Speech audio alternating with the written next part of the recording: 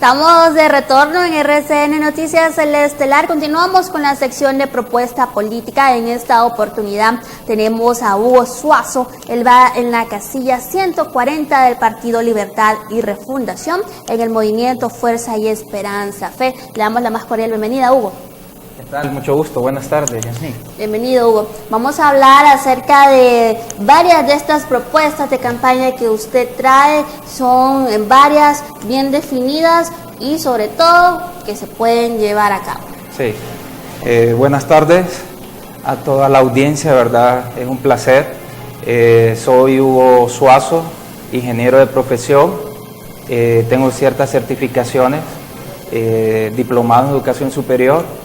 Y parte de mis propuestas, como hablábamos, extracámara, son alcanzables, no es demagogia, no es política tradicional, son propuestas que van en pro de los más necesitados, de los más desfavorecidos, y creo que con la ayuda de ustedes y su voto de confianza, las vamos a llevar a cabo en el Congreso Nacional para implementarlas y para ayudar a aquellas personas más necesitadas, para aquellos desamparados, para aquellos que los políticos tradicionales solo utilizan como escalera para satisfacer sus deseos ambiciosos de poder o enriquecer sus cuentas. Me llama la atención, Hugo, que usted en su propuesta menciona a nivel nacional. No se está enfocando a Francisco Morazán como la mayoría de los precandidatos lo están haciendo. Sí. Parte de mis propuestas, como usted sabe, la labor de un diputado es legislar, es crear leyes, ¿verdad? Obviamente que estas leyes van a ayudar en sí a toda la población nacional, y en este caso vamos en representación de la juventud, que sabemos que más del 65% de la población nacional es joven. De cada 10 hondureños, 7 son jóvenes en edades promedio de 30 años hacia abajo. Y muchos de ellos no pertenecen a un mercado laboral y muchos de ellos no están ni siquiera estudiando. Entonces, en base a estas personas y a las personas que tienen más de 30 años, son nuestras propuestas en pro y en beneficio de todos los hondureños. Hablemos de una de estas, cancelación del cobro del peaje. Sí, es algo que ha traído molestias en sí en toda la población nacional y en mi persona, por el hecho sencillo de que estamos pagando por circular por una carretera que es pública, que es hecha con un propósito para que todos circulemos de manera libre. Y se nos está cobrando por algo que el gobierno, por medio de una ayuda de la cuenta de Milenio que nos brindaron, nos están cobrando. Ahora, en otros países más desarrollados existe una paralela, una calle privada en la cual usted puede pagar, pero la ventaja de esto es que usted llega a su destino en un periodo de tiempo más corto. Entonces, si usted tiene la disponibilidad, la opción de que si quiere llegar más rápido, entonces usted puede pagar. Pero yo no lo veo justo que paguemos por algo que es público, y violando un derecho constitucional que es la libre locomoción y el libre circulamiento, ¿verdad? Y donde se está atentando también con la persona. Me comentaba hace un par de días un miembro de la Policía Nacional que le ha tocado estar en algunos de los peajes, que en un momento le tocó ver cómo iba una familia con una persona directo al hospital. No tenían el efectivo para pagar y no los dejaban pasar. Entonces, entre los policías pusieron el dinero para que dejaran pasar a estas personas. Sí. Totalmente violatorio y atentando con la vida humana. Correcto. Imagínese usted, figúrese que para viajar a Comayagua, San Pedro, ¿qué será? Más de 80 lempiras, más de 100 lempiras solo ida, más la vuelta. Estamos hablando de 200 lempiras un carrito turismo. Imagínense, o sea, son 200 lempiras que para poderlos ganar cuesta mucho. Muchos ni siquiera lo tienen. Entonces, ganarse 200, 300 lempiras diarios es muy difícil. Entonces, imagínense ustedes, están violentando contra los derechos humanos también. con este caso que usted me acaba de Esta es plantear. una alternativa que se puede llevar a cabo, si bien quizás no se puede quitar el peaje, se puede hacer la construcción de las carreteras alternas y ahí se evita lo que está sucediendo. Sí, la verdad que una de las propuestas de nuestra candidata, adelantándome un poco, de doña Xiomara, recientemente está publicado en sus cuentas sociales, en sus redes sociales, y ustedes lo pueden ver que una de las propuestas es abolir lo que es el peaje. Y es parte, nosotros, si usted me da su voto de confianza, si usted vota con fe, con esperanza, créame que vamos a impulsar esto para que se derogue esto y se puedan anular estos peajes. Para eso, el otro día me hacían una pregunta sobre este tema, y entonces, ¿cómo se van a mantener las calles? Entonces, el gobierno para eso tiene una secretaría que se llama SOCTRAVI, que es para ayuda de vivienda y en pro de desarrollo de las vías públicas. Ahora, ¿ha estado haciendo su función? Claro que no, a la vista está, ¿verdad? Y las concesiones para el mantenimiento de estas calles se ha dado descaradamente a personas, a amigos, a empresas, para tener un lucro de ellas mismas. Vamos al siguiente punto, que es esencial, la creación de centros de recreación. Sí, soy un candidato joven y vamos en representación de la juventud, como lo dije anteriormente. Más de 800,000 jóvenes están sin empleo en este momento. Ahora, ¿cómo se está canalizando toda esa energía, ese fervor de la juventud, ese alboroto de hormonas? ¿Cómo se está canalizando? Existen centros de recreación donde se puedan practicar libremente de una manera profesional los deportes. Compartimos en el mismo partido, no en movimiento, pero en partido, va nuestro compañero Rolando Palacios, un atleta olímpico.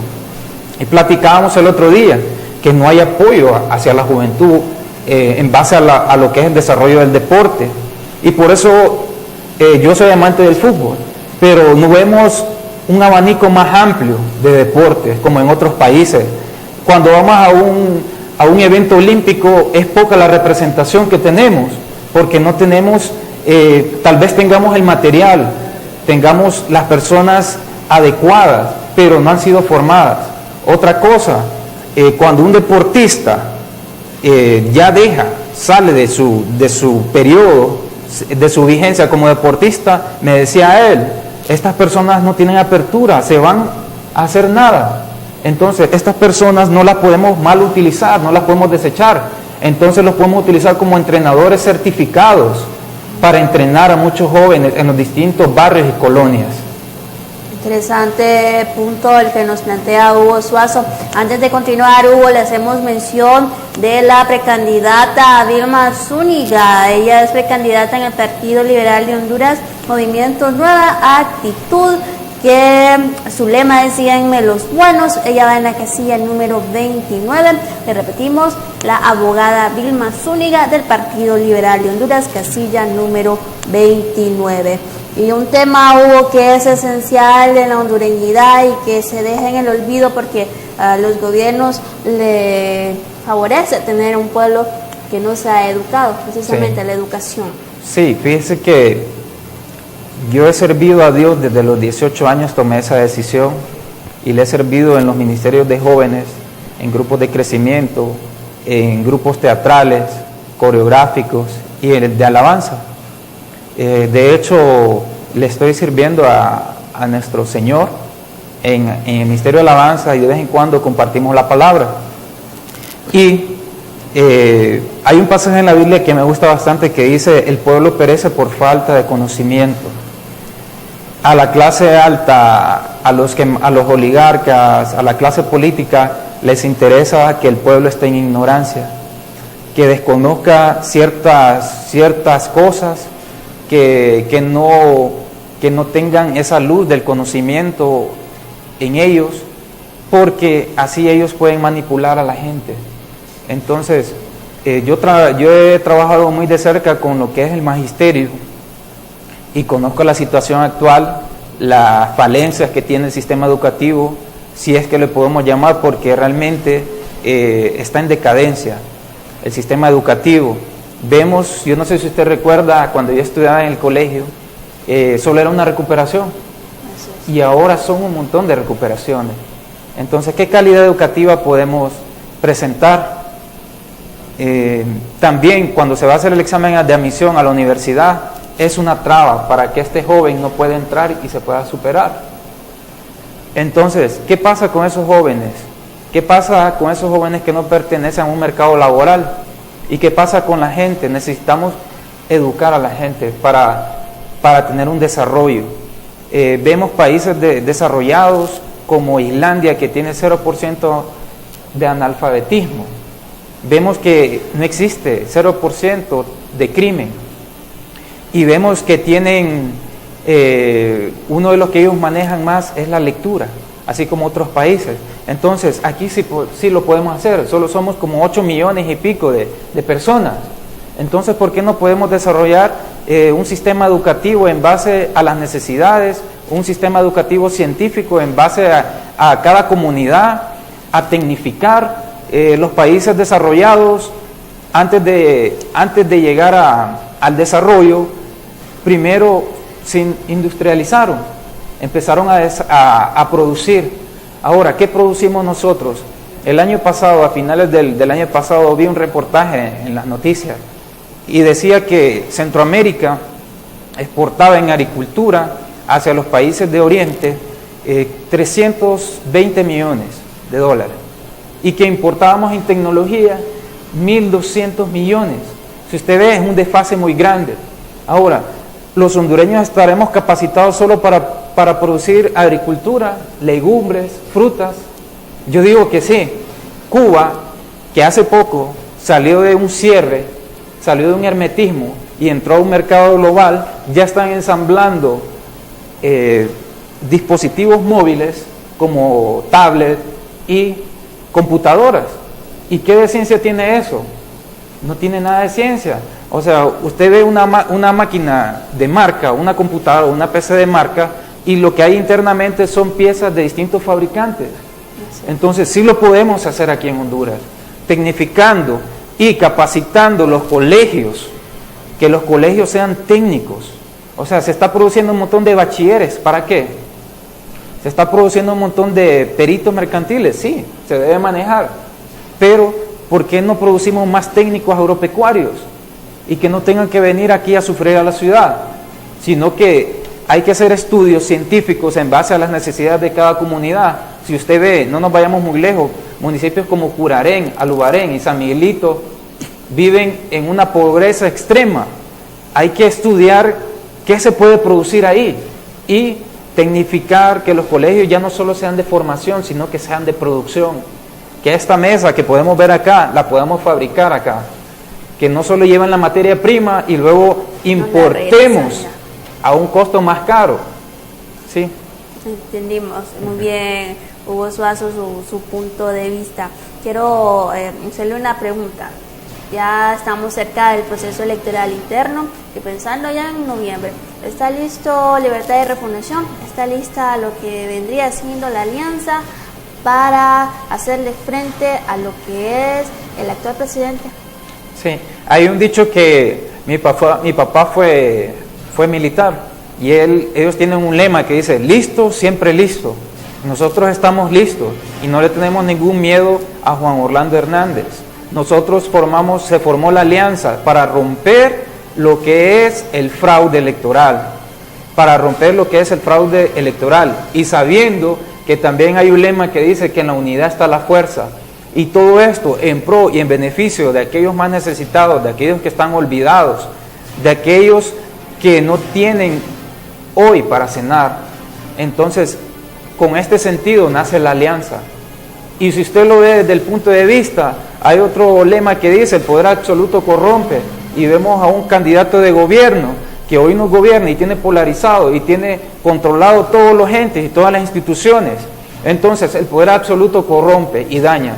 Y si se da la alianza, va a haber una repartición de lo que es el gobierno y va a ser más difícil ser corrupto o cometer actos de corrupción. Bien, Hugo, cuénteme o cuéntele a nuestros amigos televidentes por qué hay que votar por Hugo Suazo. Votar por Hugo Suazo es votar por una persona que tiene las manos limpias. Le he servido a Dios y el primer mandamiento, uno de los primeros mandamientos que yo entendí fue: amarás al Señor tu Dios con todo tu corazón, con toda tu mente y con todas tus fuerzas. Y el segundo es semejante: amarás a tu prójimo como a ti mismo.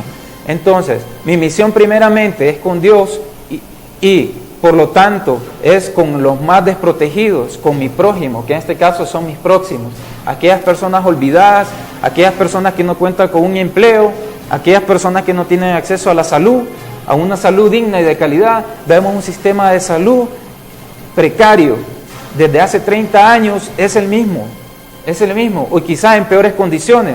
A mí me tocó el otro día ir al hospital escuela y da pena realmente el sistema de salud que tenemos acá. En otros países desarrollados no existe la salud privada. ¿Saben por qué?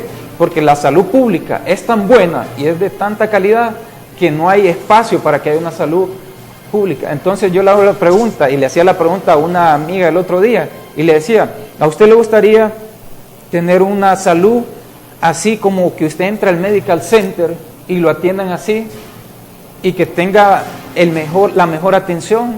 Y me dijo: claro que sí. ¿Sabe qué? Eso existe en otros países y yo creo que lo podemos hacer aquí. Podemos crear más centros de salud, no solo el Hospital Escuela y el Catarino Rivas de San Pedro Sula. Imagínense la demanda poblacional que tenemos y sigue colapsado eso.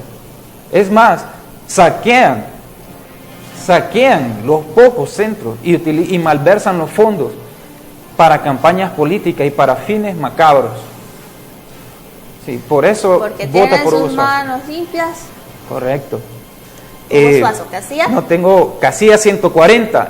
Y si usted me da su voto de confianza, tenga la plena certeza que yo he predestinado varios de mis salarios, 2 de mis salarios para ayudas. Si yo logro llegar, si usted me logra llevar al Congreso, para ayudas humanitarias.